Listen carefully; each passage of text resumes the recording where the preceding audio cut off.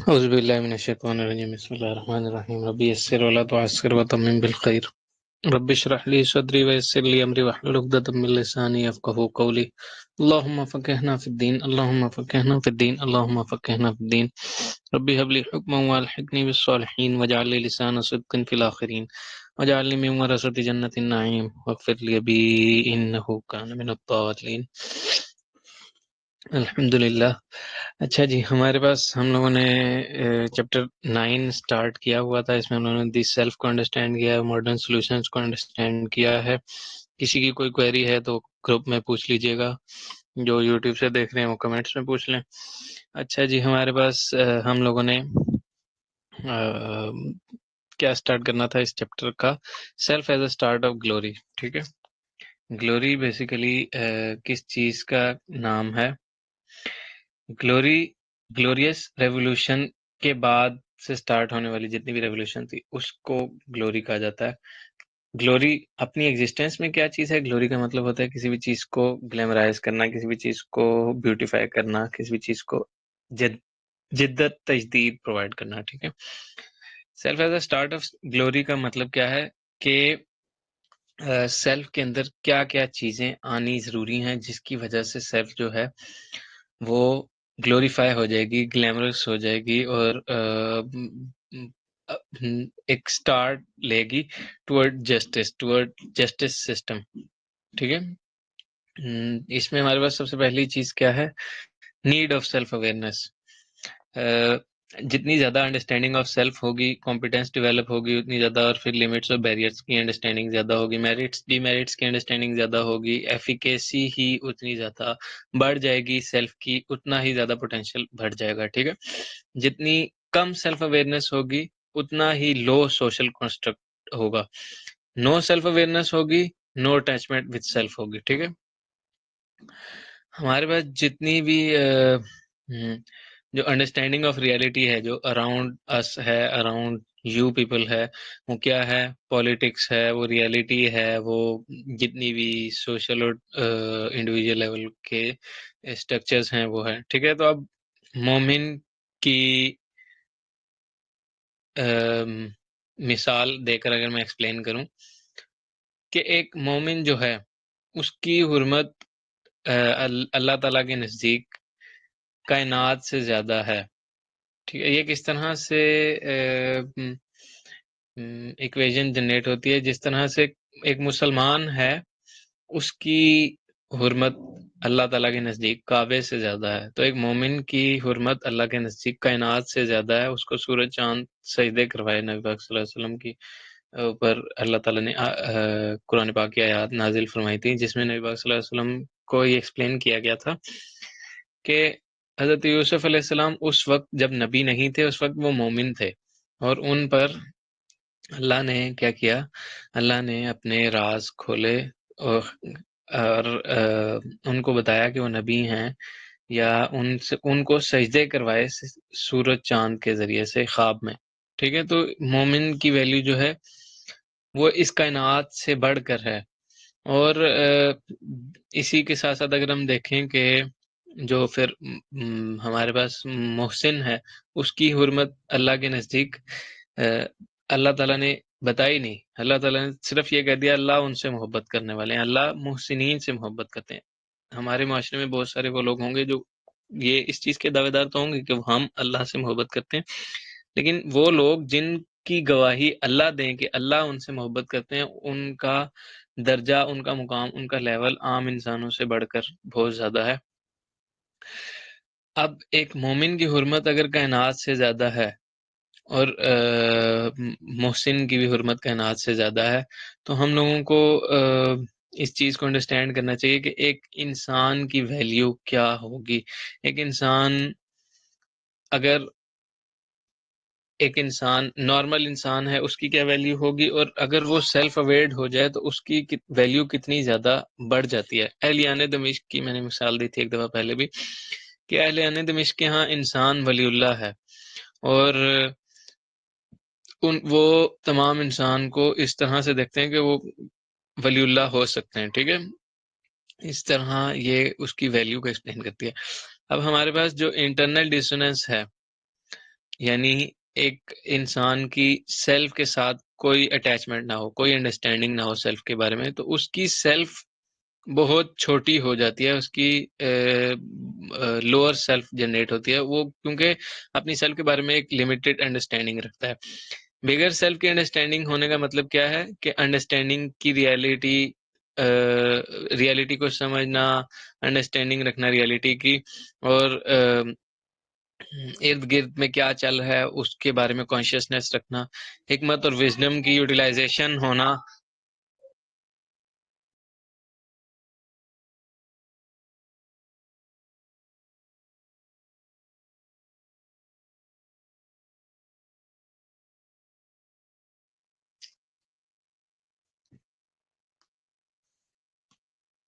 अच्छा, वक्त की और ज़मानो मकान की अंडरस्टैंडिंग होना उसको, वजूद और उसकी हकीकतों, उसकी इर्तिका, उसके अफ़ाल और उसके जितने भी इम्कानात हैं, उन सब के साथ इंसान बाखबर रहे। ठीक है, ये बेसिकली क्या है, बिगर सेल्फ की एक रिप्रेजेंटेशन होती है।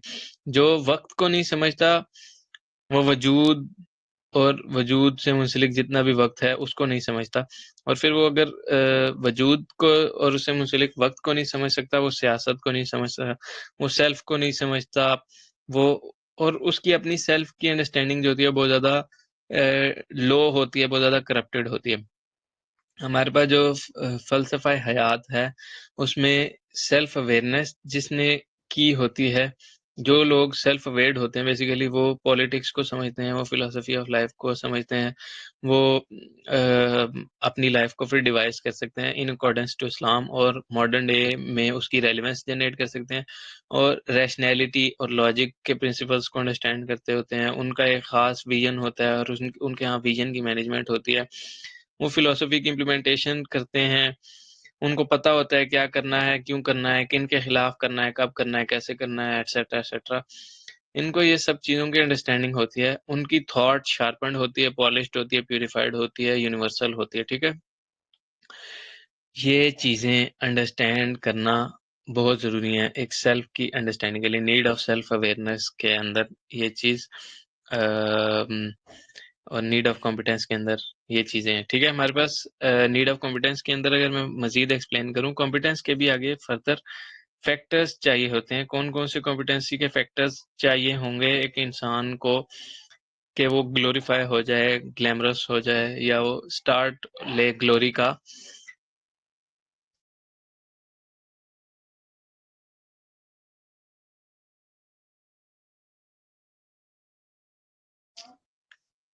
जी, उसको सबसे पहले समझना पड़ेगा सेल्फ एफिकेसी क्या होती है, सेल्फ एफिकेसी डेवलप करनी पड़ेगी और शार्पन होना पड़ेगा इसके ऊपर। सेल्फ एफिकेसी बेसिकली होती है एक लेवल ऑफ प्रॉब्लम एक सिंगुलर सेल्फ सॉल्व कर सकता हो, यानी वो कितना हद तक सॉल्व कर सकता है, ठीक है? जो बड़े बिगर सेल्फ होती है, वो बड़े सॉल्व प्रॉब्लम्स को रिज़ॉल्व कर सकती है, ठीक है? जो लोअर सेल्फ होगी, वाइस वर्सा, वो लोअर प्रॉब्लम को ही सॉल्व कर स वो लोअर दर्जे पर ही अपनी सेल्फ को रखेगी, तो वो प्रॉब्लम को लोअर नज़र से ही देखेगी, ठीक है? जो हमारे पास साइकोलॉजिकल कॉन्सेप्ट होता है सेल्फ एफिकेसी का, बेसिकली वो इस तरह से होता है कि सेल्फ की एबिलिटीज़ कितनी हैं, कैपेबिलिटीज़ कितनी हैं, पोटेंशियल कितनी है, और ना सिर्फ ये बल्कि इसके साथ-साथ सेल्फ का बिलीफ कितना है अपनी कैपेबिलिटीज़, एबिलिटीज़ और पोटेंशियल के अंदर। ये बेसिकली सेल्फ एफिकेसी कहलाती है। कॉम्पिटेंस क्या होती है? कॉम्पिटेंस बेसिकली कॉम्पिटेंस का मतलब होता है अहलियत, ठीक है? कॉम्पिटेंसी के फैक्टर्स अगर एक्सप्लेन करूँ, कॉम्पिटेंस कहते हैं अहलियत को। सेल्फ एफिकेसी क्या है? सेल्फ का कितना पोटेंशियल है, कितनी काबिलियत है, कैपेबिलिटीज़ हैं, पोटेंशियल है, ठीक है? और ये सारी की सारी जितनी भी कॉम्पिटेंसी के फैक्टर्स हैं, सेल्फ एफिकेसी के ऊपर इम्प्लीमेंट होने वाले, ये सारे के सारे डिपेंड करते हैं रिसोर्सेज के ऊपर और ईमान के ऊपर, ठीक है?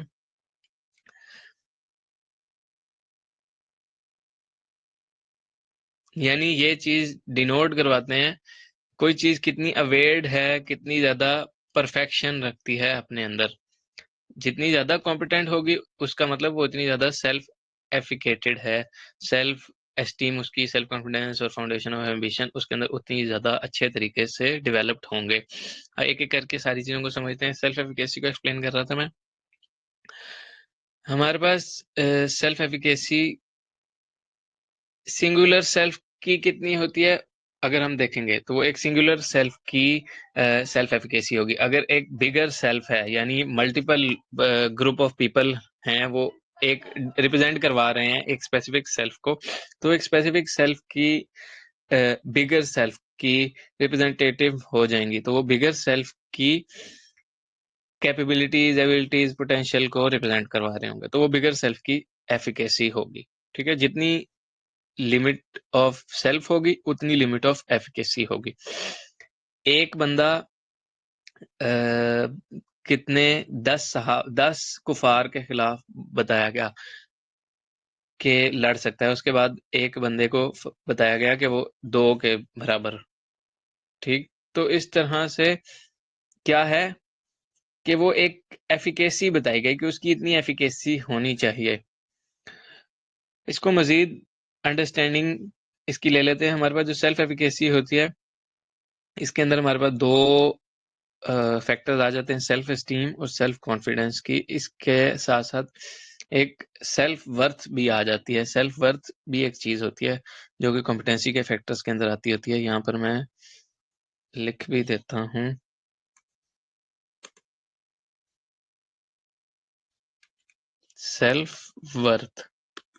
सेल्फ वर्थ और सेल्फ एस्टीम एक चीज नहीं होती। सबसे पहले ये चीज समझने की कोशिश है। सबसे सेल्फ एस्टीम क्या होती है? हमारे पास जो सेल्फ एस्टीम होती है वो बेसिकली किसी भी सेल्फ की, किसी भी जात की, चाहे वो इंडिविजुअल जात हो चाहे वो ग्रुप ऑफ पीपल की बनी हुई बिगर सेल्फ हो, एस्टीम को कहा जाता है, गैरत को कहा जाता है, हया को कहा जाता है, या मॉरल्स को कहा जाता है। ठीक है, उनकी एस्टीम को कहा जाता है सेल्फ एस्टीम। ठीक है, और सेल्फ कॉन्फिडेंस क्या होता है? उनका कॉन्फिडेंट होना, उनकी प्रोजेक्शन ऑफ कॉन्फिडेंस। ठीक है, उनकी projection of competency, projection of fineness और ट्रस्ट, बिलीफ अपनी कॉम्पिटेंसी के अंदर। ठीक है, अपनी एफिकेसी के अंदर, अपनी वर्थ के अंदर। और सेल्फ वर्थ क्या होती है? सेल्फ वर्थ बेसिकली ये चीज डिफाइन करती है, डिनोट करवाती है किसी भी सेल्फ की वैल्यू क्या है। सेल्फ एस्टीम और सेल्फ वर्थ में डिफरेंस क्या होता है? सेल्फ एस्टीम बेसिकली हम कहते हैं किसी भी सेल्फ की वैल्यू जो कि वो खुद करती है, जो वो खुद डिनोट करती है, वो खुद आइडेंटिफाई करवाती है कि ये मेरी सेल्फ एस्टीम है, ये मेरे मॉरल्स हैं। ठीक है, सेल्फ वर्थ क्या है? कोई भी सेल्फ अपनी एग्जिस्टेंस की रिसोर्सेज की बेसिस पर जो वैल्यू क्रिएट करवाती है। यानी फॉर एग्जांपल एक बंदा डॉक्टर है तो उसकी सेल्फ वर्थ क्या है कि वो डॉक्टर है, वो फिलोसफी का उस्ताद है। ठीक है, या फिलोसफी की मास्टरी रखता है, ये क्या है? उसकी सेल्फ वर्थ है। और सेल्फ एस्टीम क्या है कि उसके मॉरल्स किस चीज के ऊपर शैकल होते हैं या किस चीज के ऊपर बाउंड्रीज जनरेट करते हैं। ठीक है, अच्छा जी, हमारे पास फाउंडेशन ऑफ एम्बिशन के अंदर देखते हैं। जो एम्बिशन होती है बेसिकली वो 3 चीजों की से मिलकर बनती है, competency plus confidence plus self efficacy. ठीक है, हमारी जो फाउंडेशन ऑफ एम्बिशन है वो 3 चीजों के ऊपर बनती है, competency plus confidence plus esteem plus efficacy. 4 चीजों पर, इन चारों पर अगर वर्थ भी ऐड हो जाए तो वो कॉम्पिटेंसी शार्पनेस को रिप्रेजेंट करती है। वो कॉम्पिटेंसी फिजिकल और सोशल वर्थ को एक्सप्लेन करती है, सोशल शार्पनेस को, सोशल वैल्यू को, सोशल इंटरेस्ट को एक्सप्लेन करती है। ठीक है, हमारे पास वो लोग जिनके पास कोई एम्बिशन नहीं होता, बेसिकली वो क्या है? वो सेल्फ कॉन्फिडेंस नहीं है उनमें सेल्फ वर्थ नहीं होती, सेल्फ एस्टीम नहीं होती, सेल्फ एफिकेसी नहीं होती, कोई कॉम्पिटेंसी नहीं है उन लोगों के अंदर। ठीक है,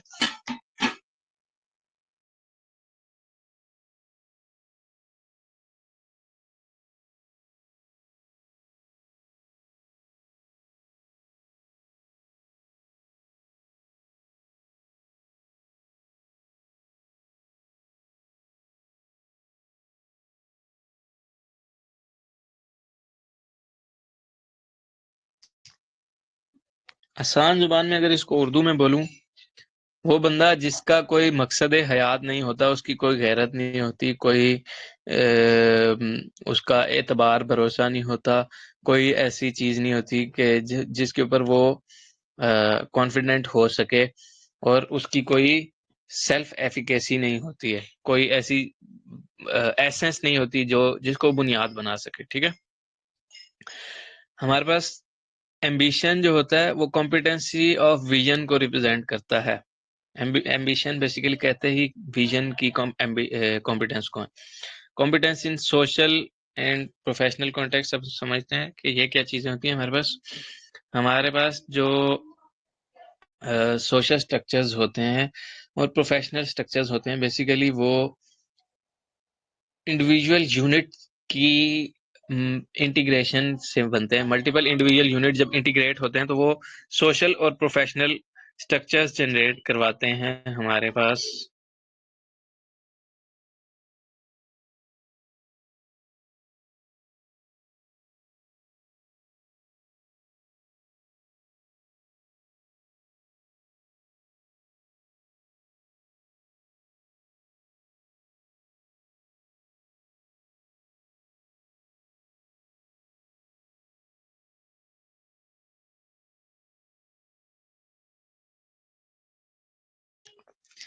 हमारे पास वो इंडिविजुअल यूनिट्स क्या हैं जो कि सोशल और प्रोफेशनल कॉन्टेक्स्ट जनरेट करवाते हैं, स्ट्रक्चर्स जनरेट करवाते हैं। बेसिकली वो फैमिली है, एक बेसिक फैमिली हाउस होल्ड, एक बेसिक हाउस होल्ड स्ट्रक्चर जो सा है वो सोशल स्ट्रक्चर की यूनिट है। एक फैमिली की यूनिट क्या है? एक इंडिविजुअल एक फैमिली जनरेट करता है, और एक फैमिली एक social identity, social norm, social justice, social structure सब कुछ जनरेट कराती है। सोशल एफिकेसी भी जनरेट कराती है, सोशल कॉम्पिटेंसी जनरेट करवाती है। ठीक है, तो बहुत ज़रूरी है कि हम लोग अपनी एफ्लुएंस, अपनी इफेक्टिविटी, अपनी अप्रोच की हद को समझें। ठीक है, उससे हम कैलकुलेट कर सकते हैं कि हम कितनी मीनिंगफुल हैं, कितने इफेक्टिव हैं, कितने रिसोर्सफुल हैं। ठीक है, अब इसमें हम सोशल और प्रोफेशनल कॉन्टेक्स्ट को समझने की कोशिश करते हैं कि हमारे पास हैं क्या क्या।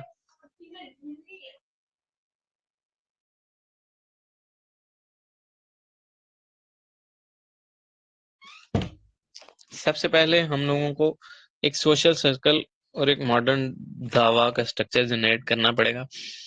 ये वो चीजें हैं जो कि सोशली और प्रोफेशनली इंटीग्रेट करती हैं यूनिट्स को। ठीक है, हमारे पास जो कॉम्पिटेंस है वो जनरेट होती है एक सोशल सर्कल से। सोशल सर्कल क्या होता है? हमारे पास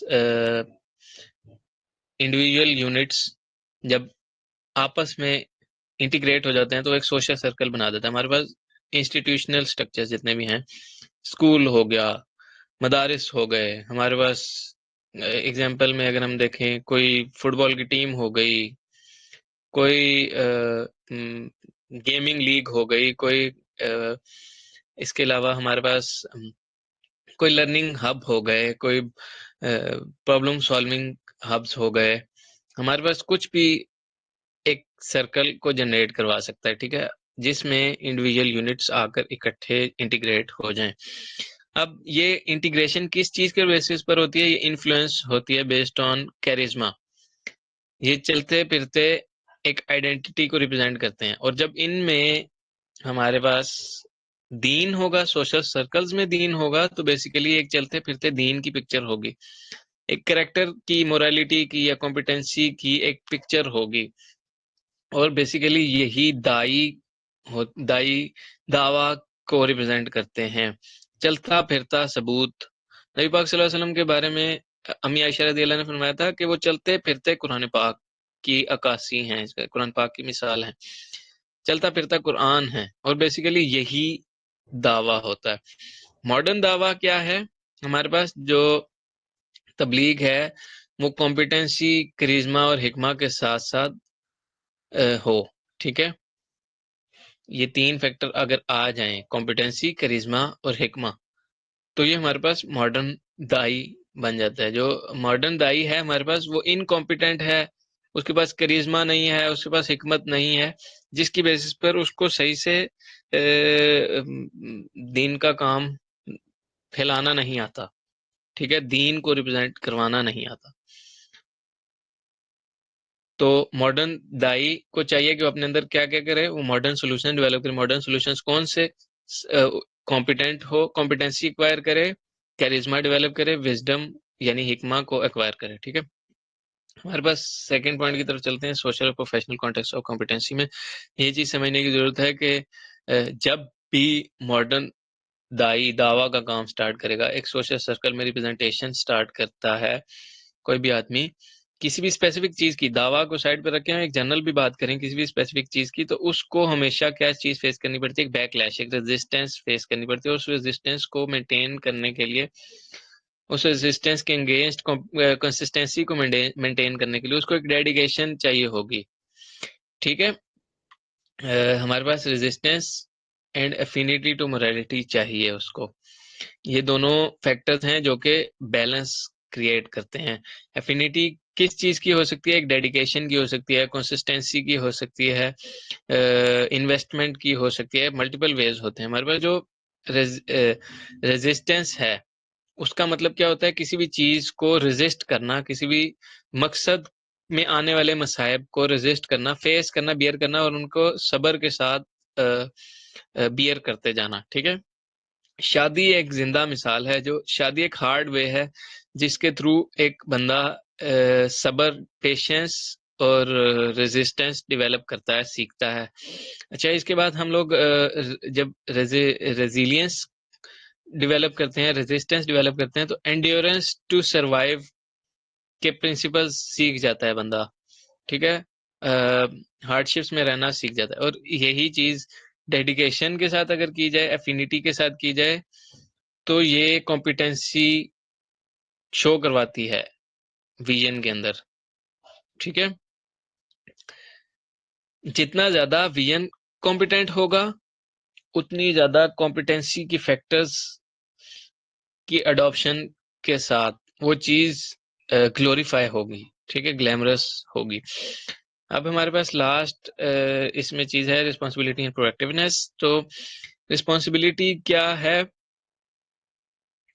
रिस्पॉन्सिबिलिटी बेसिकली रिफ्लेक्ट करती है डेप्थ ऑफ मीनिंग को, कि मीनिंग के अंदर कितनी ग्रेविटी है। जितनी ज्यादा ग्रेविटी होगी उतनी ज्यादा रिस्पॉन्सिबिलिटी होल्ड करेगी। हम लोगों ने एक चीज पढ़ी थी, राइट्स वर्सेस रिस्पॉन्सिबिलिटीज जस्टिस के अंदर। जो चीज जितनी ज्यादा रिस्पॉन्सिबिलिटी रखती है वो बेसिकली उतनी ज्यादा मीनिंगफुल होती है। और जो चीज जितनी ज्यादा मीनिंगफुल होगी वो उतनी ज्यादा depth of understanding, depth of meaning रखेगी, ग्रेविटी ऑफ मीनिंग रखेगी, ठीक है। हम्म,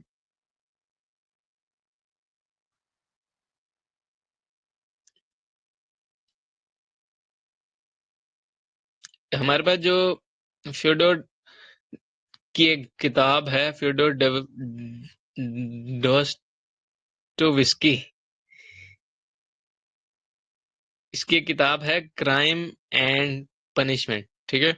इस किताब के अंदर इसने अपनी ये चीज एक्सप्लेन की थी कि a man is not only responsible to what is happening to him but also what is happening around him.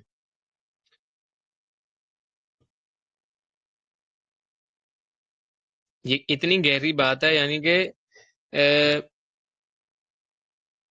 मैं अक्सर अपने स्टूडेंट्स को ये चीज एक्सप्लेन करता होता हूँ, जो मुझे फिजिकल लाइफ में स्टूडेंट्स मीटअप करते हैं, मैं उनको अक्सर ये चीज एक्सप्लेन करता होता हूँ क्या, कि हमारे पास जितने भी इर्द गिर्द मुआशरे में चीजें हो रही हैं, वो सारी की सारी किसी खास वजह से हो रही हैं, किसी खास रीजन से हो रही हैं। अल्लाह ताला कहते हैं वमा तस्कुतु मिन वरक़तिन इल्ला यालम, और एक पत्ता भी नहीं हिलता बगैर अल्लाह के इल्म के। यानी अल्लाह ताला के इल्म में है कि जो कुछ भी हो रहा है, और विदाउट रीजन कुछ भी नहीं हो रहा। अच्छा, तो जो हमारी सराउंडिंग्स होती हैं बेसिकली वो, उनके ऊपर एक हमारी रिस्पॉन्सिबिलिटी बनती है, उनके साथ हम रिस्पॉन्सिबिलिटी पूरी करें तो वो हम लोगों को एक राइट्स प्रोवाइड करते हैं। और इस तरह से जस्टिस क्रिएट होता है। हमारे पास जब रिस्पॉन्सिबिलिटी नहीं जनरेट होगी तो हमारे पास कॉम्पिटेंसी मीनिंगलेस होती जाएगी, दावा मीनिंगलेस होता जाएगा, मोरालिटी मीनिंगलेस हो जाएगी, फिलॉसफी मीनिंगलेस हो जाएगी, हर एक चीज एसेंसलेस होती जाएगी। रिस्पॉन्सिबिलिटी इतनी डेप्थ ऑफ वैल्यू रखती है, ठीक है। फॉर कॉम्पिटेंसी हम लोगों को रिस्पॉन्सिबिलिटी डेवलप करने की जरूरत है, और रिस्पॉन्सिबिलिटी आती किस तरह से? प्रोएक्टिवनेस से आती है। प्रोएक्टिवनेस किस चीज के अगेंस्ट वर्क करती है? हेडोनिज्म के अगेंस्ट, प्लेयर ओरिएंटेशन के अगेंस्ट। बटन दबाया, हमारे पास सोल्यूशन आ गया, इस सब के अगेंस्ट एक हार्ड ट्रैक के ऊपर बंदे को पुट करती है, एक बंदे को फेस करती है, ताकि बंदा एक चीज की वैल्यू पे करके ही उस चीज को अर्न करे, ठीक है।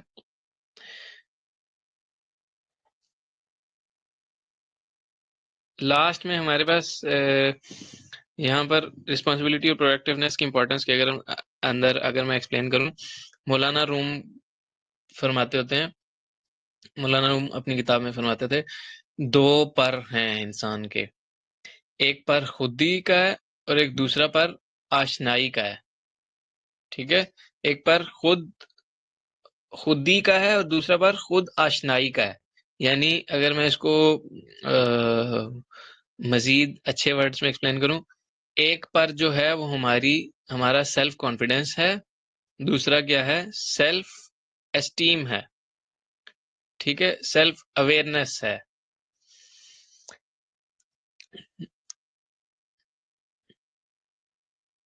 इकबाल ने भी इसके ऊपर एक्सप्लेन किया है, ए तायर लाहौती ना होती उस रिस्क से मौत, इस ए तायर लाहौती उस रिस्क से मौत अच्छी जिस रिस्क से आती हो परवाज में कुताई, ठीक। और इसी तरह हमारे पास इमाम इब्नुल कय्यम जौजी रहमतुल्लाह ने इसके ऊपर बहुत इख्तिसार के साथ और बहुत अच्छे अल्फाजों में एक्सप्लेन किया है। उनकी एक बुक है अद्दा व दवा, ठीक है, उसके अंदर उन्होंने डाउट्स एंड डिजायर्स को एक्सप्लेन किया है। इसके अलावा इस डाउट्स एंड डिजायर्स वाली चीज को मैंने बहुत डेप्थ में एक्सप्लेन किया हुआ है इनलाइटनमेंट वाली सेशन में, विद ग्राफिकल विद ग्राफिक्स, ठीक है, ग्राफिकल रिप्रेजेंटेशन एक्सप्लेन किया था उसको मैंने। अच्छा, हमारे पास जो इमाम इब्नुल कय्यम जौजी रहमतुल्लाह है, उनकी ही कुतुब में हम लोगों को सेल्फ कॉन्फिडेंस और सेल्फ एस्टीम की वैल्यू क्या है एक्सप्लेन हुई है बहुत अच्छे से। हमारे पास जो इसको सम अप करते हैं, सेल्फ कॉन्फिडेंस है बेसिकली वो किसी भी चीज की कैपेबिलिटी, कॉम्पिटेंस, अहलियत, महारत या अकली और शऊरी सतह को रिप्रेजेंट करता है। एक इंटेलेक्चुअल स्टेट को रिप्रेजेंट करता है। जो सेल्फ एस्टीम है बेसिकली वो किस चीज को रिप्रेजेंट करती है? वो एक अंडरस्टैंडिंग ऑफ मॉरल्स और उनके स्टैंडर्ड्स को सेल्फ की अपनी रूह की कीमत को, अपने मॉरल्स के स्टैंडर्ड्स की कीमत को, मॉरल्स के स्टेट को रिप्रेजेंट करती है, अपनी गैरत, अपनी हया को रिप्रेजेंट करती है। डिजायर जो है वो एनिमी है सेल्फ एस्टीम की, डाउट्स जो है वो एनिमी है सेल्फ कॉन्फिडेंस के। और शेख आतिफ रहमतुल्लाह अलैह भी इसके ऊपर अक्सर फरमाते हैं, दो ही शीन है, एक शीन शक का और दूसरा शीन शहवात का। शक और शहवात, डाउट्स एंड डिजायर्स सॉरी, हमारे पास परवास के भी दो ही पर हैं। जो तायर लाहौती है उसकी जो परवाज होती है, वो जो तायर है, किताब है एक मंतिकुत तायर, उसके अंदर तायर को एक्सप्लेन किया गया कि वो कौन सा तायर है। बेसिकली वो तायर एक परिंदा है जो रूह का परिंदा है, उसके दो पर हैं। उसके दो पर, एक पर खुदी का है और दूसरा पर खुद एतमादी का है, ठीक है। एक सेल्फ कॉन्फिडेंस, सेल्फ एस्टीम, ये दो चीजें डेवलप हो जाएं, self confidence, self esteem, self worth naturally आ जाती है। ठीक है, सेल्फ कॉन्फिडेंस और सेल्फ एस्टीम डेवलप हो जाए तो सेल्फ वर्थ ऑटोमेटिकली डेवलप हो जाती है। सेल्फ वर्थ ना भी हो, सेल्फ वर्थ का वादा अल्लाह ने इस कायनात में, इस दुनिया में नहीं लिया, लेकिन अब आखिरत में लिया है। सेल्फ एस्टीम और सेल्फ कॉन्फिडेंस वो चीजें हैं जो कि इंसान के अपने हाथ में होती हैं। ठीक है, ये इंसान को अल्लाह ताला ने अता की हुई हैं थ्रू हिज ट्रू सेल्फ, उसकी रूह के जरिए से। ठीक है, मुसलमान की खुदी उसकी स्पिरिचुअल स्टेट है, उसकी मिस्टिकल स्टेट है। ठीक है, उसकी नफसानी और उसकी रूहानी स्टेट्स हैं। काफिर की खुदी किस चीज पर होती है? काफिर की खुदी उसकी सोच, उसकी अकल, उसकी कॉग्निशन और मेटा कॉग्निशन की स्टेट्स पर है। ठीक है, तो काफिर जो है वो बहुत छोटी सेल्फ लेकर आता है, और उसकी छोटी सेल्फ ने आज के मॉडर्न डे में इतने बड़े बड़े काम करवा दिए हैं। तो अगर वो अपनी छोटी सेल्फ के अंदर बिलीव करके इतने बड़े बड़े काम जनरेट करवा सकता है अपनी सेल्फ से, तो हम अपनी true self, true identity, true spirit और ट्रू सोल से बहुत कुछ जनरेट करवा सकते हैं। यहाँ पर ये वाला प्रोजेक्ट एंड करते हैं हम लोग। इससे आगे क्या है, इंटरनलाइजेशन होगी इस प्रोजेक्ट की, और वो किस तरह से होगी, बाय प्रैक्टिस होगी, उसके ऊपर मैं स्पेसिफिक वर्कशॉप्स अगेन जनरेट करूंगा। और वो तमाम लोग जो जिन्होंने एग्जिस्टेंशियल नॉलेज की वर्कशॉप अटेंड की है, परचेज की थी, उन तमाम लोगों को मैं इसके बाद इंटरनलाइजेशन के प्रोसेसेस के थ्रू फेज आउट करूंगा, उनको चांस प्रोवाइड करूंगा कि वो अपनी ट्रू सेल्फ को रियलाइज करें, अवेयर हों, और वो तमाम लोग जो कि स्ट्रक्चर से रिलेटेड हैं और इस रिकॉर्डिंग को विजिट कर रहे हैं, उन लोगों को एक्सप्लेन कर दूं कि हम लोगों ने वर्कशॉप्स लॉन्च की थी एग्जिस्टेंशियल नॉलेज के पैरेलल में। प्रॉब्लम आइडेंटिफिकेशन की वर्कशॉप लॉन्च हुई थी, और एक scholarship based know your self और नो योर पार्ट्स और उसके नो योर बिहेवियर्स और इस तरह की वर्कशॉप्स जनरेट की थी, जो कि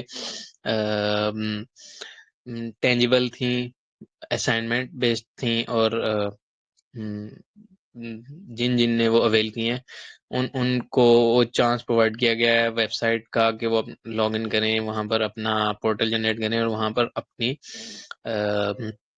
वर्किंग स्टार्ट करें, अपनी डेली स्टडीज जनरेट करें, सेल्फ की, सेल्फ अवेयरनेस की, और साथ ही साथ साथ सेल्फ रियलाइजेशन की, और अपने सोशल स्ट्रक्चर्स को अमेंड करने की कोशिश करें। बाकी जहां तक हो सकेगा मैं इंशाल्लाह कोशिश करूंगा कि मैंने आज ग्रुप में लीव भी किया था एक मैसेज कि मैं एक बुक क्लब जनरेट करने लगा हूं, तो वो तमाम लोग जिन्होंने बुक क्लब को ज्वाइन करना है वो लोग मुझे डीएम कर दीजिएगा, और जब उसकी ऑफिशियल ओपनिंग होगी तो वो भी मैं फ्लावर्स के स्ट्रक्चर के अंदर इंशाल्लाह शेयर कर दूंगा। जज़ाकल्लाह खैर ज्वाइनिंग के लिए। अल्लाह ताला जो कुछ पढ़ा है, समझा है और तहकीक की है, अल्लाह ताला इसको मज़ीद तहकीक करने की, इस पर मज़ीद गौर व फ़िक्र करने की, बाकी लोगों तक पहुँचाने की और अमल पैदा करने की तौफ़ीक अता फ़रमाए। फ़ी अमानिल्लाह।